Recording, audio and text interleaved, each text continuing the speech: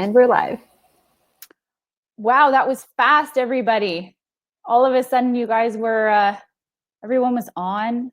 This is exciting. Welcome, welcome, welcome. It's Thursday again.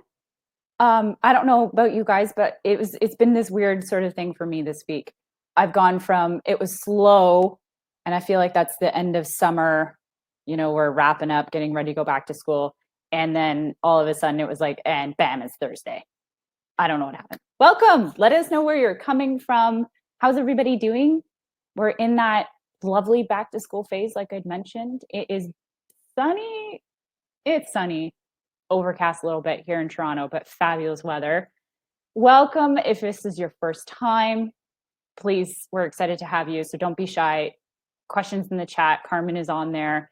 If you're coming back, welcome back. I see the Bronx. I'm seeing Jersey City, California, New York, Washington. I've seen a couple of Torontos fly by really, really quickly. So I'm sorry I didn't catch anybody's name, sadly. Texas, hello, Florida. There, I saw Brampton, Louisiana, Indiana. Welcome, everyone. Calgary, BC. I love this part. Well, there's many things I love about the webinar, but I especially love this. We're going to start a poll just so everyone can click in for a couple minutes. We want to know, just have you heard of Hi Mama before? Have you've heard of us, but you've never really gotten any further than that, which is all cool. You're a customer of ours. First time you've never heard about us. Where have you been? I'm just kidding. I am just kidding. Take a minute or two. It is going to be a very interesting webinar here today. Some great guests we're going to have on. I'm so excited. I've been excited for this webinar for a little while. I love lining up.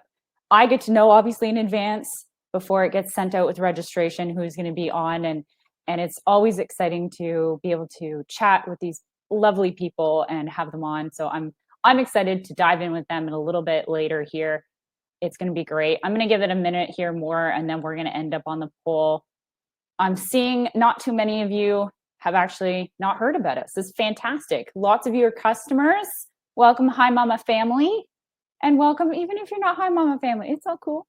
If you do want to know more, okay, don't be shy. You can either reach out, let us know. We can send you into the right direction about learning a little bit more about the program if you are interested, okay? All right, I'm gonna end this guy here. Fantastic. We're gonna dive in. I'm just gonna give it a minute or two more just because we kind of came on at the last minute for everyone to settle on in. Very excited. If you were on with us last week, Miss Kaya was back with us, and we were going through some distance learning and talking about how to work that through, and just to give you guys some great tips and tricks here. We did some fun facts. So last week, if you didn't catch it, I am now 16 days out from my wedding date, and hopefully COVID behaves. Everyone else should too. But anyways, it's very exciting for me. So we have some great stuff lined up over the next 2 weeks here. Well, this week, next week, and then we're going to take a small break. But we'll of course give you guys more details as they come along, just because I'll be away. So not really away, like I'll be here, but I'm not going anywhere. All right, let's roll. Everybody, thank you as well. I'm getting lots of love in the chat. I appreciate that. So like I mentioned, if you've never been with us before, I'm Ria. I'm one of the early childhood educators here at Hi Mama, working on the marketing team with Carmen, who's on chat. Hi, everyone. Please send her your questions. Carmen is fantastic in making sure I get them, or at least, we're trying to wrap things. Sometimes we get 2 or 3 questions that are very similar. We try to wrap them together and make sure you guys are getting all the answers as possible, okay? All of the homework before we get started, we are going to be bringing on in a few minutes. We're going to be chatting with Leslie. If you didn't see several weeks back now, we had Leslie on, and we're also bringing Jamie on here in a little bit. Jamie is a Toronto boy, and then we have Leslie in from New York. So it's very exciting to have these two on and have them chatting with us about what's going on at their centers, or to come even, Disclaimer, of course, guys, I did not go to legal school. This is not the face you seek for legal advice, okay? If you guys are, if you're ever looking for anything, make sure to seek like the right people, whether you're looking for a financial advisor, whether you're talking to your licensing representative, whoever it is, make sure you're just seeking out the right people covering all of the right things you need to be doing. At the end of the day, I'm not here to give you financial, legal advice. We want you guys to take away tips, tricks, just to get better understanding and making sure that, any ideas that you can, as we don't have a guidebook for COVID-19. And let's hope we don't actually have to create one at the end of the day. So before we go into all of the fun stuff, tomorrow the show notes will be coming out. You get the recording set up. You guys will get all the slides, everything like that. Certificate, if you're not able to get it today at the end of the webinar, which we will make sure you guys have available there towards the end, then it will all be sent out tomorrow. So please do not fret. Diving in, we're going to be covering up a couple of things, like just some key tips that we have been learning over the course of the last several weeks, and some of them reminders as well, just going through and making sure that, we have some plans in place. So I think the biggest thing now is the plans in place for the things that are going to come that we don't ever want to talk about. With our special guest here today, talking about a little bit more on reopening, we've had some very interesting things happen here in Ontario over the last couple of days even. So just chatting with Jamie a little further about that, but as well as some of those day-to-day challenges, supporting teachers, families. This is the key right now, I think, right there. That is the key to unlocking success.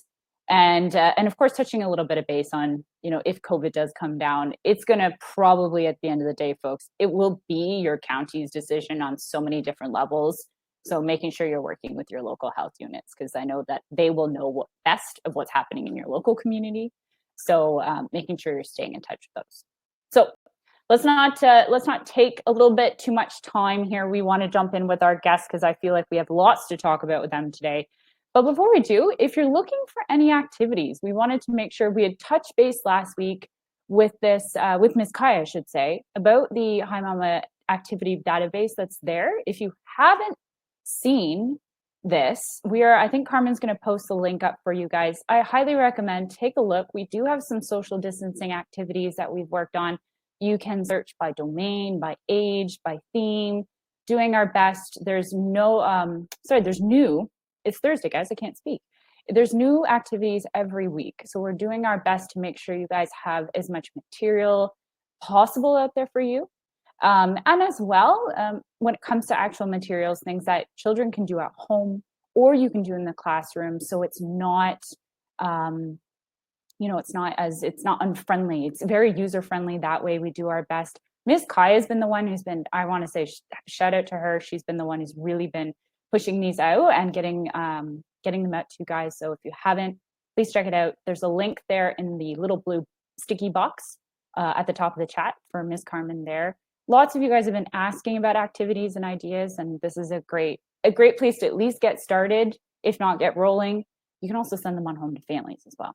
So small little bit about that plan. So plans in place, talking a little bit more about, as we roll into school, B, as we start welcoming, in this case here in Ontario, we've welcomed full capacity back, and we'll chat with Jamie a little bit more about that in a bit, but making sure you guys have plans in place. Of course, if there's suspected cases of COVID, but of course, if hopefully this never happens, but if you guys do get a positive case of COVID, that's been within the center. So some key tips just from my readings, just from things that we've heard from chatting, things like that. Obviously, you want to have a place for isolation, whether that be a teacher or a child. Ideally, maybe sending that teacher home is ASAP, but having them out of the classroom is probably your best bet until you can figure things out. Having that child picked up by parents if they are, suspected, or potentially even a parent suspected. I hope none of you ever have to go through this, but I feel like it will be some inevitable at the same time. Do your best, folks. I know here we're dreading winter this year. I was saying to Jamie and Leslie earlier, I'm a huge fan of winter. I love winter sports. This year, not so excited. So making sure, guys, to increase that ventilation, just making sure your air is moving, and of course, continue with all the amazing cleaning and disinfecting you're doing, adding that to your day. cleaning my house is all I have to worry about. I can't imagine what you guys have to do on a day-to-day basis, just reading about it. So monitoring. This is a big one. We were talking with Missy 2 or 3 weeks ago now about having extra teachers. And if you can do it, then make sure to hire extra teachers. Obviously, work with your budget, figure out what's best for you guys, but hire extra teachers, potentially make sure that there's a plan in place if, they have to start covering for a teacher that they have only ever maybe worked with that cohort. Think about those things and making sure that they are in the right places and you're doing your best, of course, to contain everything. But having those extra staff, I think, is really key right now. It's something that I think, having them is never a bad thing to have an on-call teacher, but at the same time, I feel like you're going to be calling them a little bit more often when just making sure to take the safety precautions that you are. Communication with those teachers. So if you potentially have had a teacher or even a parent who's got a suspected case, keep that communication open with them, making sure they're, working out whether they're going for testing, whether they're waiting for test results, whether they're just monitoring their symptoms because they've been showing symptoms. But it's at the end of the day, you just do what's your best that way and making sure that, your teachers and families are being very communicative with you. Okay. I encourage those teachers who used to work through being ill. I was one of them. I would stay until the very last minute of not being able to hold back whatever illness I was holding back. Teachers, take the time, work with your staff, please, directors, owners, whoever you may be, that they should take the time to get well if they are feeling unwell. And it's better to stay home right now as well as with the children. So it's a big piece right now. And I think that more and more, it should be something across the board, not just for teachers, but across the board, that centers are able to, give their staff some more time. So, of course, I saw in the chat a couple of centers, they said they opened and within the first, couple of days here, they did test positive for COVID. I hope everybody is okay. If you had seen several episodes back, we had Angela on. They also had a confirmed case of COVID within their center, and they did close for 2 weeks. This was several episodes back now. So, do the right precautions, take the right steps, measures, things like that. If you do have COVID in your center, these were a couple of key things that I pulled from the CDC recommendations. So a little bit more applicable down the States, but in some cases they do flip-flop over here to Canada as well. But being able to clean appropriately. I know in the States they recommended you wait to clean so that droplets do settle. So making sure that everything can be picked up and disinfected and hits the road. So at the end of the day, it could be a potential for this is where your local health unit will come into place, but it's going to be potential that if you do have a case, it could be at classroom closes, a cohort is sent home, your whole center closes. That is where it will depend per county, probably at the end of the day, with what is to come. Some states, some provinces have been full, they full shut down if there is a single case. And so this is why it's very much different per your location. So making sure that, you guys are following the right steps with your local health unit, because they know what your area is like, what the cases are like, what the risk potential is like. And that's why it's a big thing. So at the end of the day, isolate, it's your biggest factor right now to just controlling the spread and doing your best that way. And hopefully everyone stays well, stays healthy. I'm going to kick it off here with Jamie. I'm going to bring Jamie. You want to come on and join us here. He's, like I said, from Toronto, very business front, lovely gentleman that I'm super excited to have on. Welcome, Jamie. Welcome to the webinar. Thank you for having me. Yeah, this is great. Kudos for doing this. This is leading. This is amazing. I'm so excited. Before we jump in, tell us a little bit about yourself, about Two Short Stories as well. I don't actually live too far from you guys. I thought that was actually really neat, just down the road. But tell us about what's going on over there right now. So my background a little bit, I'm a dad of 2 girls. My business partner is a dad of 2 girls. So a couple of years ago, he and I decided that, we thought we would, move into the childcare industry. We had our kids in daycare and we thought, we think we can do an equally good job and then bring our own kind of, flair to it. So we've been open just shy of 2 years. It's been awesome. Yeah, we have a center in Toronto, so it's great. We both do this full time, and it's the best job. So, we're like everybody else in the city. We're navigating the shutdowns that was the summer, and now, of course, getting back open. And we have roughly 100 families that are enrolled with us. So, it's a lot. Reinstituting all of the families back into the center, welcoming new centers, and everything that's going with the new protocols. It's definitely not an easy challenge to take on. At the same time, like you said, you're not the only center who's going through this right now. But tell us a little bit more about your reopening process, preparing your teachers, your families, the children, of course. What was it like for you guys? So we were very fortunate in the sense that when the shutdown hit us in March, we quickly moved to keeping all of our staff on board. So we knew that we were going to keep working right through the closure.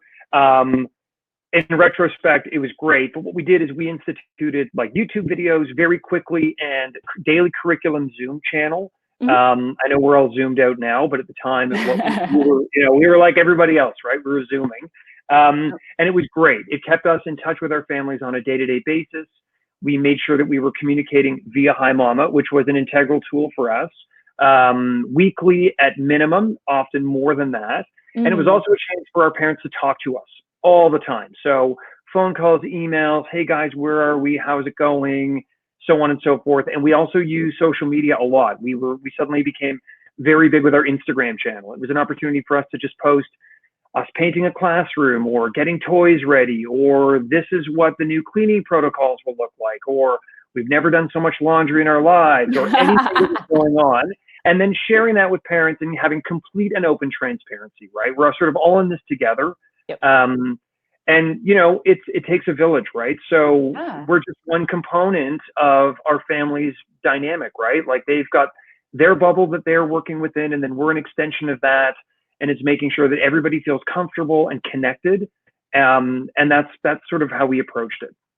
Fantastic. I love that you guys took so many different angles and just like went with it. You just flew off, I feel like, but at the same time, if I were to turn around and sit in a parent's role, it's integral to your business. And I think that's super key for you guys. And, as we were talking about a little earlier, you can't just disconnect completely and then expect your parents to return and be like, so what's new? It's not what's going to happen right now. So turning it into, you guys have been doing all these amazing things. What was your biggest challenge with reopening? I know we've had a lot of flip-flops here in Toronto, Ontario in general. Yeah. But what was the hardest thing for you guys? So, I think like everybody else, the hardest thing for us is managing anxiety, right? And the fact that the rules change and they're changing often. So, of course, every parent wants the guarantee that the place is 100% safe, and it's a guarantee that we can't make. Look, I'm a dad of two myself, right? My girls are going to go back to school in short order, like next week. And there are apprehensions and anxieties that come with them going back to school. So it was us getting our heads around what it's like being a parent who has a child in childcare, and like, what is it going to feel like? And what can we do to mitigate some of those feelings, or not mitigate, but rather like, how can we help manage anxiety, right? That's the biggest thing in the world. And then it was being extremely open and transparent. And like, we have parents that work in government. We leaned on them for advice and support. We have parents that work in the medical field. We leaned on them for advice and support. So we didn't act as though we had the answers, right? And we certainly had the humility about it to say, look, we're all in this together. We are going to do our best. We are going to follow whatever the rules are. The rules will change, and we will communicate the changes in real time as they happen, and we'll adapt as quickly as we can. And we will fail. We will have trial and error, different things. Some things work, some things don't. Some things on paper don't work as well in practice. So it's called, how can we best adapt to the rules that are in place? So, our director has a really great analogy for this, and she calls it like the Swiss cheese analogy, which is basically like everything we do, right? Everything we do is imperfect, but when you stack them all together, the holes close on the cheese slices and suddenly you get protection, right? So we've really looked at it that way, and we look at all the different layers in place, whether it be cleaning or hand washing or mask wearing or face shields or daily screening, all of that. And the hope is that collectively as a city that we, stem the tide of COVID spread. I love, Jamie, just how much the community, like your teachers, your families, the community that you guys have brought together, and the fact that a lot of centers, I feel like they want to have the answers, but of course they don't. So they don't know how to really think about it. Whereas you guys went, we have these people, use them to, help build answers around things we don't know. And I feel like the support of your families is outstanding. So for your teachers, though, when it came to that anxiety, because I know that, when it comes to your teams, and that foundation for them, that's a huge piece for you. How did you help work with them and managing their anxieties, their fear? Because of course, I'm sure like every educator across the world right now, they're afraid right now. What was it that, you helped work with them to help bring them back from working at home to getting them back on their feet in the classroom?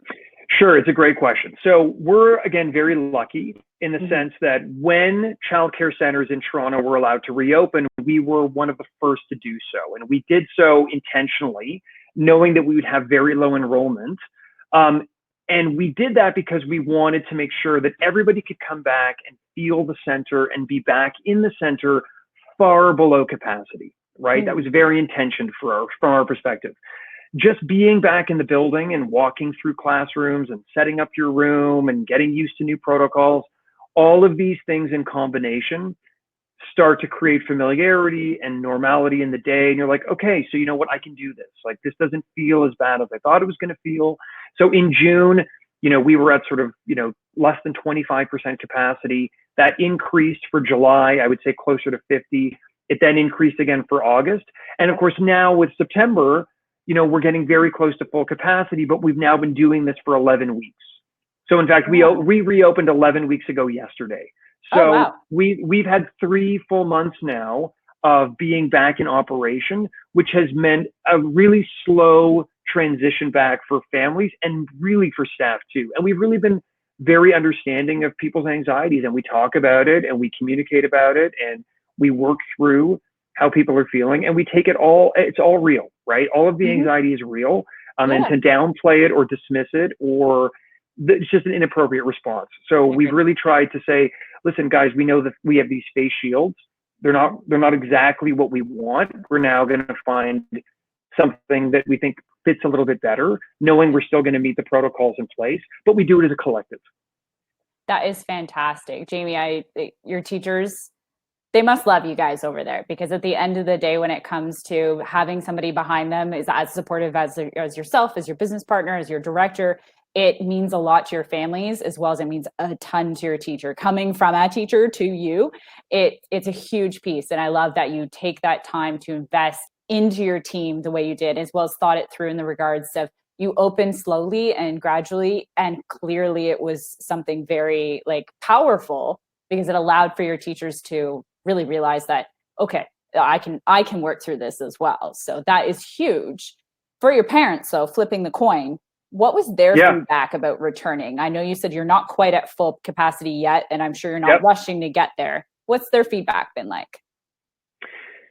So again, there's obviously anxiety, but during the closure, because we were doing our Zoom channel, our daily curriculum, we were doing these YouTube channels as well.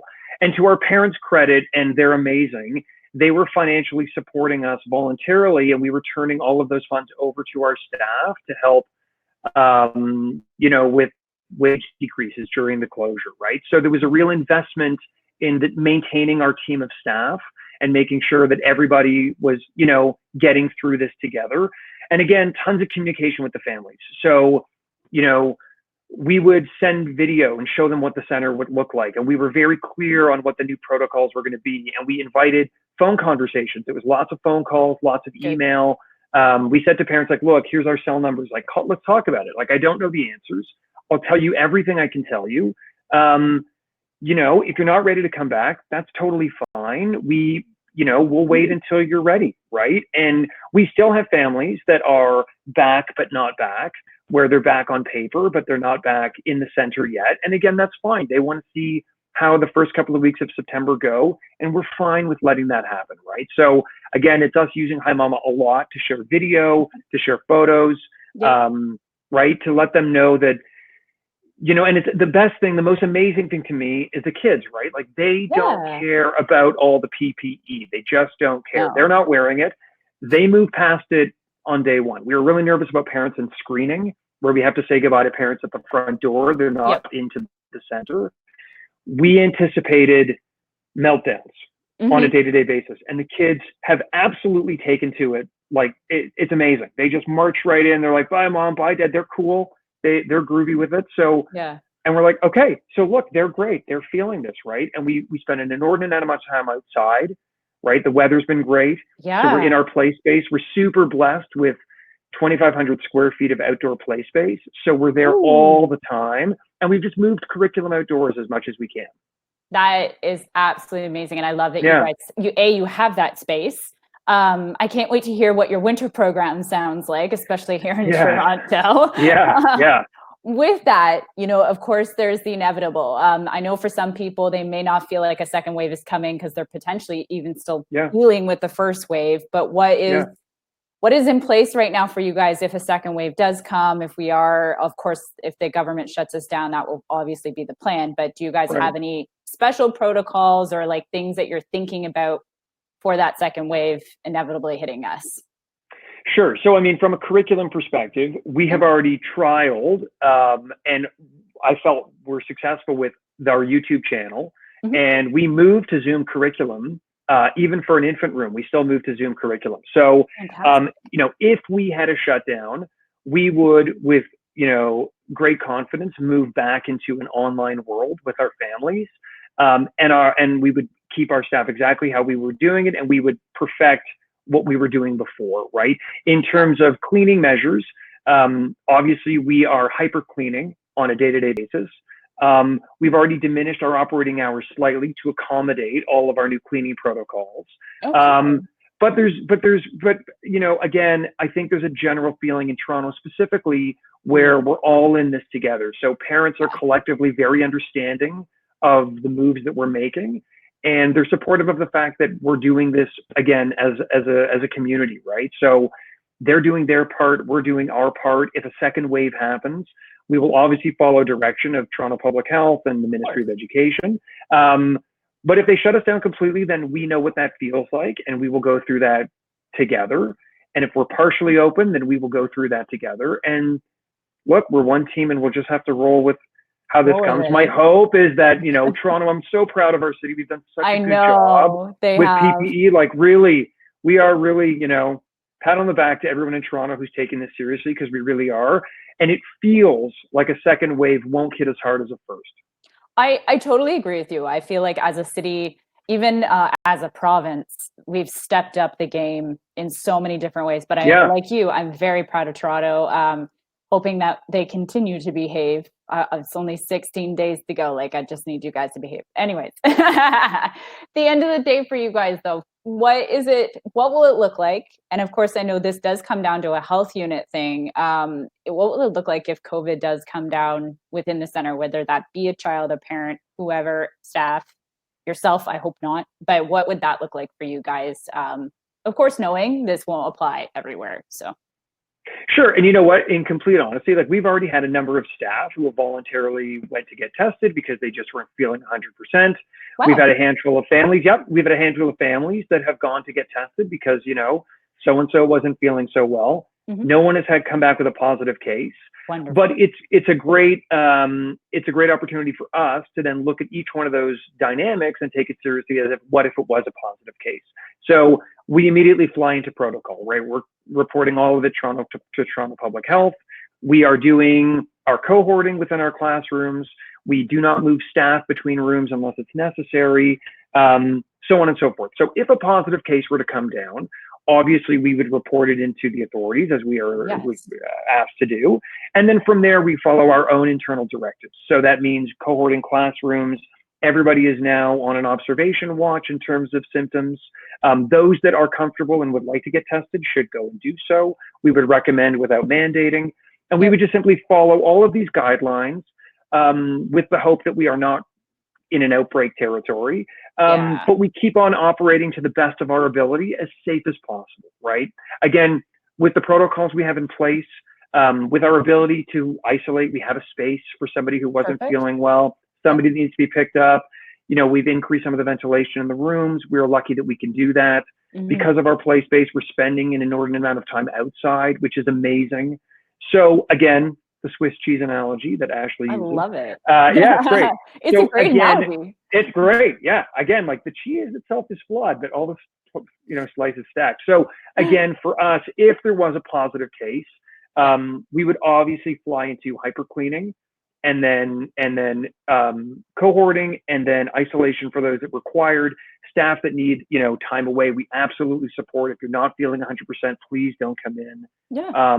And that again is us like supporting the families and supporting the teachers likewise, right? Yeah, for sure, for sure. So the big question, of course, well, I shouldn't say really the big, but for us, and I know somewhere in the States, they have already gone back to school. Somewhere with places within Canada, I know they've already gone back to school. But for us here in Ontario, school is, you know, it's Tuesday. And of course, for some people as well, it's Tuesday. We have a holiday here on Monday. But with school, with going back, does that impact, like, I don't know if you guys actually do take school age children, but will it impact you guys at all? Or will it bring, you know, will it make any big changes for you guys at the center at all with potentially bringing in some school age children? Or is it not something that is you guys have to worry about on your radar? No, I mean, we don't have school age children, so it doesn't Okay, affect us in that one sense. But it does mean that all of our kids who are at home with the school age children have just increased their exposure, right? So, you know, if you were exposed to 10 people on a day-to-day basis before going back to school, you're now exposed to 50 or 70 or 150 or whatever the number is on a day-to-day basis. So we just have to be a little bit more apprehensive, a little bit more cautious. We have to be watching closely. We have to take symptoms seriously because we know that everybody's exposure circle has just increased. So although it doesn't affect us on a day-to-day basis, I think, again, the community becomes hyper aware that even though we cohort classrooms and we do what we can inside the center, we're just one part of a child's day, right? And if they have older brothers and sisters, then the expectation is that really we all collectively have to do this. I mean, it would be like, you know, you're bailing water on a sinking ship and no one else is helping you. It doesn't work, right? It only works if we all do this together. So that's really the hope for me. And I think we're seeing that in Toronto. So I have confidence that we will navigate reopening of schools like we did with going from phase 2 to phase 3 as the province was reopening. Yeah, for sure. I totally agree. And Jamie, it sounds like you guys have really thought through your things. You have an understanding of things that are out of your control and that you're doing your best to roll with the punches. And I think that you guys you're doing a great job over there right now to just in doing your best. At the end of the day, there's no guidebook for any of us here. And there's no guidebook for you. There's no guidebook for mom and dad. But at the end of the day, it sounds like things are going in the right direction for you at Short Stories. And I think it's fantastic that you've been able to share some of this with us. I'm going to take a few minutes to pause with you. I'm going to jump in with Leslie. So Jamie, I'm going to kick you off for a few minutes, but come back for Q&A. Okay. And let's bring on Ms. Leslie. Everybody, if you hadn't been here several weeks, she's back. How are you? Oh, Leslie, it's fantastic to have you back. I know. Thank you. Before you guys were closed, but for people who potentially weren't on the webinar we had you on last time, fill us in a little bit more about you and Our Kids Place. Okay, awesome. So thanks for having me. It's my second time. I'm really excited. So thanks for the invite. I'm really, really honored. If you didn't hear Ria, I am a senior educational director. If it says it on the slide, you can see it. I am here at Our Kids Place in Queens and Nassau counties. We are a 30-year-old preschool this coming February. So we're really excited about that. And we received our NACI accreditation in 2017. So just wanted to put out all that great work that my teachers did. So we're really excited. It's worth it. No, let's gotta hype up those lovely teachers because they're worth it. Of course, of course. When I am not working at the school, like I mentioned on the last webinar, I do a little bit of side work. So I'm a consultant for a consulting firm. I do workshops and virtual trainings. I guess we started doing virtual trainings. I guess you Okay. can call it that. So that's Yeah. exciting. And I'm a class observer. It says on there, class observer and a PDI coach. So Leslie, is there thanks something for you having don't me. do or? I try, jack of all trades. No, I'm joking. Excellent. So last time we had you on, I know you guys were looking to reopen for your summer program. Tell us how that went and some of the experiences you guys were having with that. So we opened our doors on July 6th. I think we mentioned that. It went over really, really well, I must say. Of Good. course, one of the things that kind of really made everyone very anxious was their own anxieties. And I think the previous speaker mentioned that, anxiety played a really big part in how we all felt. But once we got over that initial anxiety the first week, I must say things kind of fell into place and we got used to the routine. We got used to the screening process, the Yep. cleaning, the changing of the shoes. And, it's a lot of hard work, but it was super, super rewarding to see. We closed on August 21st. It was super exciting to see that we made it a full 7 weeks and we didn't have a case. Things were going well. We got the chance to iron out, like Jamie said, iron out our kinks. That was something that we also made a decision to do. We intentionally opened knowing that we were going to have 15 kids enrolled. We doubled our capacity in August because a lot more parents were seeing us on social media and in turn felt more comfortable. Okay. And I think all in all it went better than expected. It Fantastic. shows us that we can do this and we are going to be able to do it in a larger capacity when we open on September 10th. So when you reopen on September 10th, what will your capacity look like? I'm sure parents are still figuring out what they want to do, which is obviously it's totally fine. But do you know roughly what you're going to be walking into?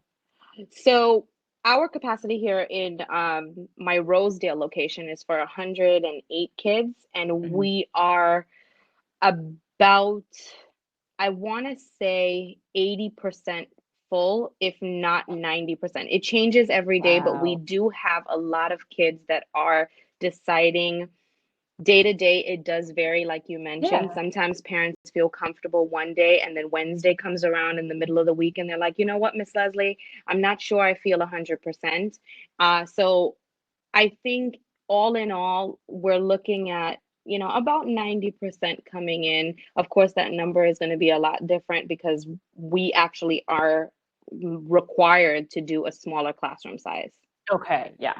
So 90% full in terms of what we are able to house. Fair. So going back a little bit, when you guys did reopen, and of course, like you said, you were able to work out those kinks similar to how Jamie reopened with their center. How did the teachers adjust? Did you find that there was any big challenges that you faced, or for the most part, it was smooth? Fingers crossed.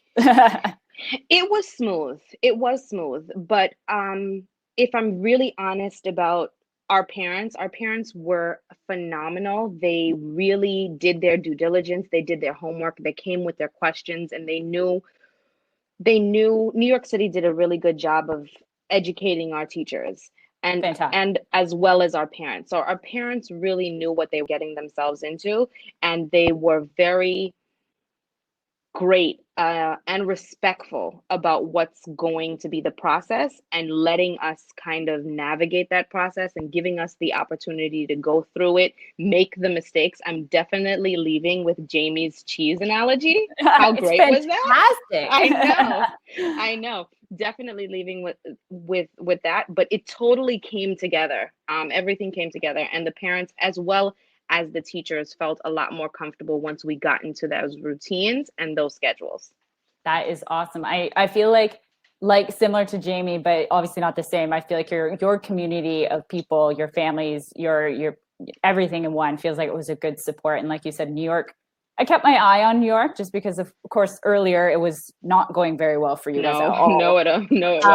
No. And so just knowing where you guys were and where you are now is hey, you guys have done amazing down there. It's fantastic. Now for you guys though, I don't know if are you anticipating a second wave? If you are, what have you guys put in place for that? And I hope you guys don't have to worry about it, but You and I both, we're both hoping that we don't have to worry about the second wave. The anxiety behind it is like so immense. But I must say that New York City has done a lot. New York State in all. Governor Cuomo has put a lot of things in place to kind of prevent that second wave, and we're really hoping, but we just don't know. Mm-hmm. But in the interim, what we have put in place is that if we have a second wave, our whole model right now, when we open up in September 10th, is all remote in addition to in person.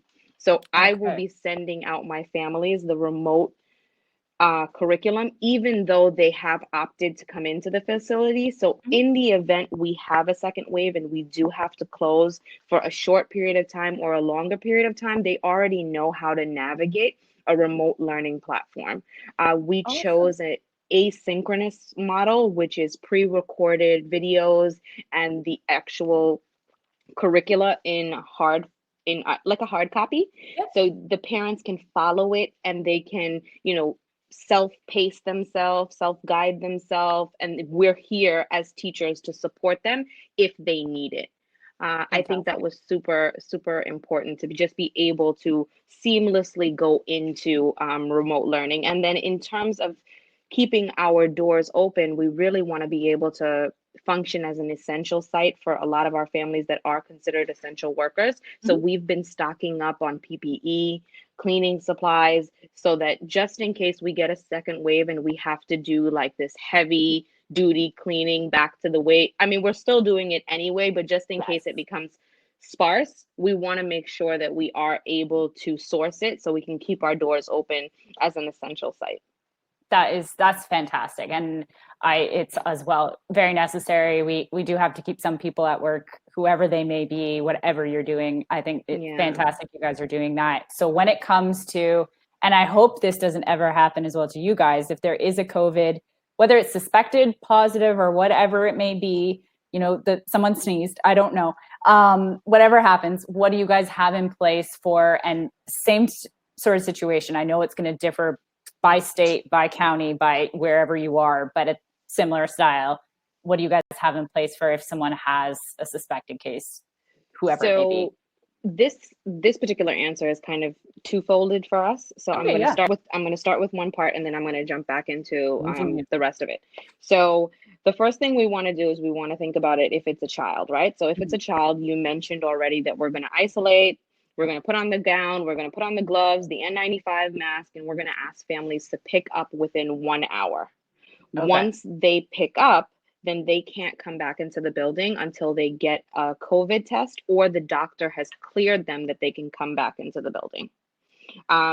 Once that happens, whether it's positive or negative, and we're hoping it's negative, then things go back to the way they were before. But if it is positive, then we go into fix it mode. So what we're going to do is we're going to alert the local officials. So for us, that's Department of Health, Department of Education, and OCFS. And then we're going to let them know. We're going to work very closely with them with our safety plan and also with their contact tracing. And we're going to come up with a plan and kind of figure out whether it's one classroom that needs to close, whether it is 2 classrooms, or it's the entire school that needs to close. For the New York City Department of Education, they have mentioned that it's going to be something like 10 to 14 days. We're probably going to stay on the 14-day side just because we want to be safer rather than sorry. I don't blame you. I don't blame you at all. Yeah. And then once we have confirmation of a COVID case, we're going to go into like a third level of fix it and start cleaning that classroom super rigorously. Deep cleaning, deep sanitizing, disinfecting, and then we're going to move our entire curricula either for the school or for the or for that just one class to remote learning so that they're not losing out on instruction. Fantastic. I love that that you guys are keeping that virtual option open. I don't know if this will play in part for you guys if you do take on any school age kiddos, but does that play a factor in for you guys, or will it, for the most part, not really impact you, besides, of course, that group growing, like Jamie had mentioned about, if they have a school age child at home and they're coming to the center? So we are taking school age children in my Hewlett location, but Yep. we have kind of decided that they're going to have their own separate entrance. They Mhm. are going to be siblings of the children in our preschool program, Okay. or they have been with me for years prior. So these are not kids that we don't know. There are families that we do know, and we're going to kind of monitor them to the best of our ability. What would happen is the parent would have to be super transparent with us, and they've Mhm. already been doing that. They've been super Fantastic. respectful, and they need to let us know that there was a case at PS whatever, Yep. and from there we're going to do the same thing, alert our local officials, let them know what needs to be done, and work closely with them to make sure that we Fantastic. keep the children as safe as possible. Fantastic. Both you and Jamie have been so informative over the last, it's been like not 40 minutes yet. And I don't want to let anybody go, but let's move into some Q&A with you guys. We'll bring Jamie back on. And Leslie, just because you're here, I'll start with you. Okay. And so of course, over the fact that you guys were doing your summer program, do you have any like pro tips for activities, especially just trying to keep that physical distancing in mind? Or is there any pro tips, even with some of the younger kiddos? I know that has been, I think, the hardest thing to wrap your mind around is those toddlers, those infants, and getting activities there for them. So for us, what worked was being transparent with the kids. I know it seems like that's a huge feat, but when you read stories with the kids and when you're honest with them and when you explain things in a way that they can understand it, they tend to do it themselves, right? So we had in July, we had 2-year-olds that were like, helicopter arms, stay away, stay away. I mean, but they did it. They were 2 and they were doing it. Of course, you have to remind them. You have to Yes. remind, hey, pull your mask up. Hey, separate your arms a little bit. You're not supposed to be so close to Johnny or Sally. Let's go with those names. Yeah. But for the most part, I think being honest and reading the stories and telling them why they need to do certain things was very, at least for our school, very successful. I'm sure highly impactful. The children are smart. And Mhm. I feel like they know what's happening to a certain degree. Maybe, of course, the younger you go, may not be as much, understanding, but I feel like they adapt just so much easier. And if Mhm. you go into it and you go, this is just what we're doing, then they just go, oh, okay. Like they don't really fight you, right? Like it's great. So Jamie, for you, we had a specific question about when you started back. So this was from Nellie, and I'm sorry if I'm saying your name wrong. She wanted to know if you guys went back to a normal schedule right away, or did you do like half days?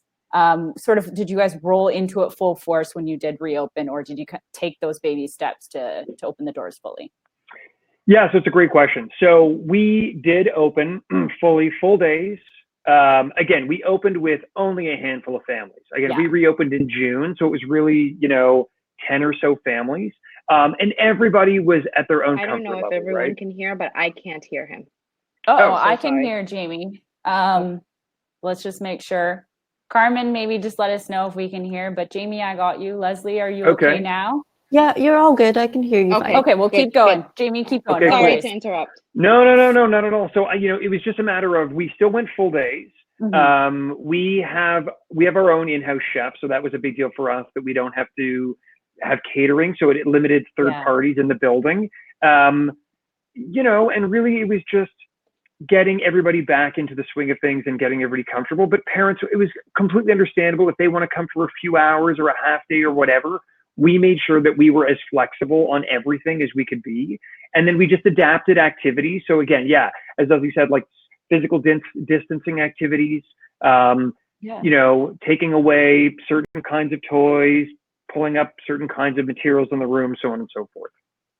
Awesome. So, and I want to lean in here for you, Leslie. One of the questions that came through that I thought it was actually pretty applicable to hear to you. And of course, this is when the mouse freezes, guys. It's always the same thing that happens. A little bit more on the on the idea of those social distancing activities. So for you guys, I know Jamie's taken a lot outside, and the questions were like, are you guys eating outside? Like what was the sort of the thoughts, especially going into the winter word? What was happening for you guys when it came around to separating the children, especially as they were eating? So what we did was we took tables and we literally took some canvas tape and taped off the table to a space where it was 6 feet apart for one kid and 6 feet apart for the other kids. And we have individually packed meals. So all the teachers have to do is literally take it out of the warming bag and put it on the table. And the kids are the ones, unless they're not able to do it, they don't have that dexterity. They kind of just pull back that film, and they're the first person that is interacting with their food. But in terms of that social distancing, we don't have that beautiful space that Jamie talked about. I know. We're in the city. So we don't have that beautiful space. We're not eating outdoors, but we do ventilate the classrooms and try to social distance in them as much as possible. Awesome. Jamie, for you, one of the questions that came through here was from Mallory, and she just wanted to get a better idea about how have the children been dealing with the educators wearing the masks and the face shield? I know for you, Leslie, you guys aren't on the face shield. It's something here specific to here right now. Hopefully we can fix it. But how were the children in regards to that? Were they fussy at all, or were they just pretty, this is routine now? Yeah, they don't care. They just don't. Yeah. I mean, look, here's what I would say. We make it fun, right? We've all decorated our shields, right? So we made a part, like Ed, that was what we did with all the staff. We're like, look, we have to make this look not so medical grade, right? How can we fund this up a bit while also making sure it's functional? There's a bit of hesitation at drop off first thing because they can't see our faces. So I will get far enough apart from a child and take my mask off briefly just so that they can see, hey, it's Jamie. I'm like, hey, you guys, right? They recognize all of our voices. Mask goes back on, and that's a big deal. And then really it's just being very expressive, obviously with eyes and voice, because that's how we're communicating right now. The children really overall are so highly adaptable. They just roll with it. They just roll with it, right? It's really parents that take issue with the visual, and I completely get it. And that's one of the hardest parts, right? Is that there is this very defined new visual, which is what's all in masks, all in shields all the time. And how do we make that not look so, sterile? But it is what it is. It's very true. One of our colleagues, his daughter just started at one of our local daycares, and he said it felt like a sci-fi movie. He felt, because they came out full PPE, and they're like, here we are handing our almost 1-year-old off to the sci-fi film, and so at the end of the day, though, of course, they were sending home pictures, things, and she did great. But I was thinking about that right now. Parents feel like it's sci-fi, whereas the children are probably having a blast. They really, like you said, they don't care. Okay, let's wrap up here. This is a serious question for you guys, and I'm gonna, it applies to both. So maybe Leslie, if you want to start though, what's your advice for educators who feel alone and are struggling with this whole process? I have to say that you kind of have to check in with yourself. Take a deep breath, take a moment. You have to I don't want to say make yourself okay with it, but you do in essence have to accept that this is something that you want to do. And in turn, you're just going to do the best that you can to keep yourself safe. So you're going to do the precautions. You're going to socially distance. You're going to do the screenings. You're going to put a smile on your face and make your kids feel comfortable, because that's why we do this, right? We do it for the kids. But anyone that's feeling anxious, I encourage them to take a nice tea, a glass of wine, if that's what works for you. Try to enjoy life, because that's one of the blessings of this. We got a lot of family time, right? Try to enjoy life and try to be okay with it. It is going to be okay. If you feel unwell, stay home. Dot your I's, cross your T's. I really think it's just important for you to check in with yourself mentally and make sure you're okay. In order for you to pour from your cup has to be full. So you have to take care of you. That's very true. So Jamie, do you want me to repeat, Jamie, or? No. please. Listen, here's what I would say. I would say, whether you're in Canada or the US, like we are all in this together. So, if you're feeling anxious about it as an operator or as a staff member, like, look, there are a million Facebook groups right now. We're all on it. We're all navigating together. We're idea sharing. Go on and you'll see that we're all in this, right? We're all trying to figure it out together. And I also think that childcare centers as a whole need to do a better job of talking to one another.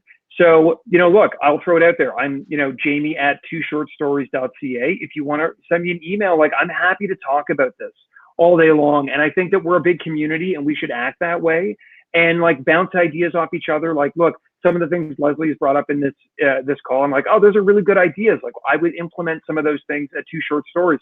I see it all the time on Facebook. Someone's got an idea that, I've never thought of. I'm like, man, that's a great idea. That, like that's how we do this. And we do this collectively. And I think when we stop being so isolated and insular, it becomes a lot easier. And I think we have to be accepting of the fact that we don't have the answers and we're all just doing our best. And that really has to be good enough right now. It's been, I don't want to stop talking. I don't want to just like wrap up right now, but it has been an absolute joy, pleasure. Like when I come off a webinar, especially hearing from both you, Leslie, Jamie, like everything about this, I always feel like really hyper and I have to like go for a walk after. Carmen's like, I'll see you in 5. And I'm like, yeah, I know. At the end of the day, it has been fabulous chatting with both of you, getting 2 different perspectives from, it's the same world, but yet seems like 2 different things are going on. And at the end of the day, do you guys want to leave us with any last like thoughts, words of advice, wisdom, or anything I might be missing? Do you want to start, Jamie? The only thing I would say is like when I'm having the roughest time, I just spend time with the kids and it makes it all better, right? Like they're good. Their energy's good, right? And that's it. And then outside of that, it's again, I just say, lean on everybody around you. Don't feel like you're doing this alone and just stay in touch and it helps. I agree. Leslie, for you, anything you want to add? So I wasn't able to hear everything that Jamie says. It's kind of cutting in and out, but it's okay because I know we're coming to the end. So I want to say be creative. I don't know if you mentioned it already, but being creative is super important. I found in the summer that we wanted to be able to offer the children a great experience, but that looks very different now. So what we normally do, just to give you an analogy is we always have freeze dance parties, always collectively. That's something that we do. And we were trying to find ways to do it, but do it safely because we can't all communally be together.